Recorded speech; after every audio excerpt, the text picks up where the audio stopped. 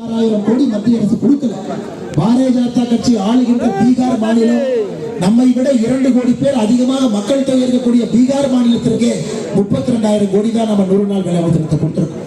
அது மட்டுமில்லை, அருமை சொன்னங்களே, இன்னைக்கு இந்த 100 நாள் வேலைவாய்ப்பு திட்டத்தை 125 நாளாக பாரத பிரதமர் அவர்கள் உயர்த்தி இருக்கின்றார்கள் என்பது உங்களுக்கு தெரியும்.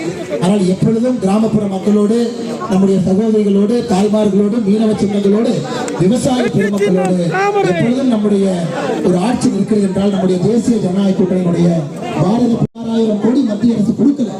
பாரதிய ஜனதா கட்சி ஆளுகின்ற பீகார் மாநிலம் நம்மை விட 2 கோடி பேர் அதிகமாக மக்கள் தொகை இருக்கக்கூடிய பீகார் மாநிலத்திற்கு 32,000 கோடி தான் நம்ம 100 நாள் வேலைவாய்ப்பு திட்டத்தை கொடுத்திருக்கோம். அது மட்டுமில்லை, அருமை சொன்னங்களே, இன்னைக்கு இந்த 100 நாள் வேலைவாய்ப்பு திட்டத்தை 125 நாளாக பாரத பிரதமர் அவர்கள் உயர்த்தி இருக்கின்றார்கள் என்பது உங்களுக்கு தெரியும்.